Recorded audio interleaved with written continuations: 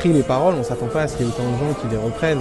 Et parfois même, on se dit, au moment où on chante pour la première fois ces paroles, on se sent un peu bête. On se dit, ah, qu'est-ce que j'écris? C'est honteux, on comprend rien, ou je sais pas. Cette année au Transmusical de Rennes, il va y avoir ceux qui ont vu le concert de Yamé et les autres. Je t'explique le phénomène Yamé. Yamé, c'est un jeune rappeur qui mêle mélodie envoûtante et rythme puissant. Sa signature, c'est sa voix, capable d'aller chercher des aigus qui retournent le ventre et qui donnent envie de danser. Ces morceaux Bah ouais ou Bécane font des millions de vues sur les réseaux sociaux. Les jeunes les reprennent et une légende du rap US, le producteur Timbaland, qui travaille avec Justin Timberlake, Jay-Z, Dr. Dre, Beyoncé, a sorti un remix d'un son de Yamé. Le buzz est parti très fort. Yamé nous explique le secret de son succès sur les réseaux sociaux. C'est venu d'une réflexion avec un pote qui lui aime beaucoup les réseaux sociaux et qui comprend bien leur mécanique.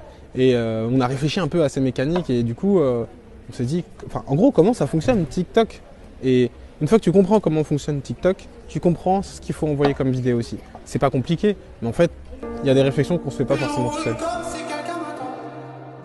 Bien entouré, le musicien aime le live avec des vrais instruments. Le public est conquis. Sur internet, les fans s'approprient ses morceaux et pour lui, c'est un plaisir. Quand on écrit les paroles, on s'attend pas à ce qu'il y ait autant de gens qui les reprennent. Et parfois même, on se dit, au moment où on chante pour la première fois ces paroles, on se sent un peu bête. On se dit, ah, qu'est-ce que j'écris? C'est honteux, on comprend rien, ou je sais pas quoi. Et puis après, quand on voit que les gens reprennent, ça fait plaisir parce que chacun se l'approprie et le réinterprète, surtout dans les covers que j'ai vus, donc ça fait super plaisir.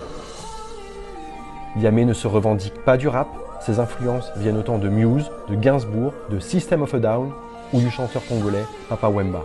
Allez, assez parlé, je vous laisse l'écouter.